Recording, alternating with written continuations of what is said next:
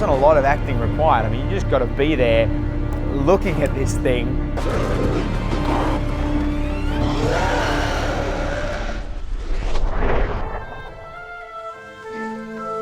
Initially they gave us some drawings and some sketches and some production art that they had done, and then we did some maquettes. I haven't certainly worked with anything as incredibly designed and incredibly made, and a lot of that was due to the team behind it, and a lot of that was due to just the ferocity and power that Dwayne Stevenson brought every day. I didn't want just a guy in a suit. To have Dwayne inside all of that as the heart and soul of it, I didn't think there was anyone else who could do it the way he could do it. Yeah, Dwayne throws himself into his work. I think the element of the electronics kept you believing that this was, you know, a real kind of monster, and then the heart of the Raggards, you know, played by Dwayne, brought the fear.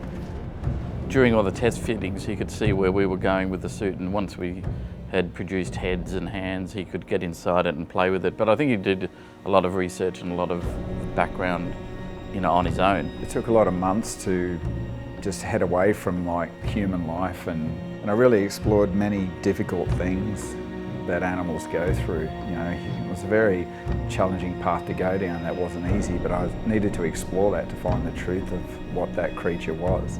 I wanted someone that could, like the actors influence their characters, could influence the entire movement, the emotion, the performance. So every morning Dwayne would come to me, show me things, suggest things, like any other actor in the film would. We would then show the animatronic team how the head would move, what Dwayne was doing with his face. We're working with the MEG guys to bring that character to life in sync. Started way back when I first went out there and we took a drawing of my body. Backpack, so all cables go to the head, so the head's the lightest it possibly can. Yeah. Dwayne was there every step of the way. He saw what we were doing, he was taking ideas in. The early process of those guys building the Raggard was the start of my process too, so we sort of were moving forward together. He goes to points where most people would say it's too far, and for me it's beautiful because that to me is the bar then. It's hard, but try and keep it all in your legs. You don't need to like overwork the run. Because it would have been very easily just to come in and it'd just be a mindless killer and I'm a monster. He was ferocious. There was that terrifying element that was brought that I don't need to do much work on because of Dwayne. I'm scared shitless of him. Very rarely you come up and do a two-handed scene actually against a team of people.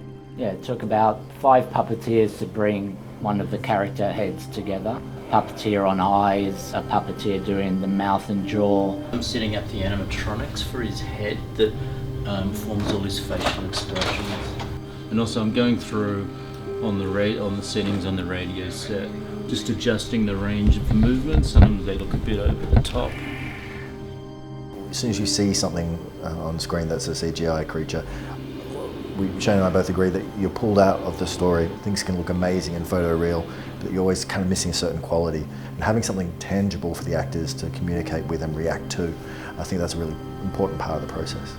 You know, and you're like reacting to it and seeing the movements in their mouth and, you know, all the CGI crap that they do these days. I just don't think it can come off as good as what you see on that. I've done a few creature movies and these creatures are just, they're badass. It's hard not to do the noises too. They move the head or the eyes a certain way. Inside there I can pick up on what that face is exactly doing, but it very is much a team effort. Even though I'm in there and my physical self isn't seen, like I really have to concentrate very, very hard and be present. The things you never see in the film, you just assume that monster's real and that reaction's real. But to get that real reaction takes a huge amount of work between both actors to find the truth in it. And I think that's one thing that no one expected going into this, was how much work Dwayne would do and had to do to help the performance of that, to really get the performance of the Raggard.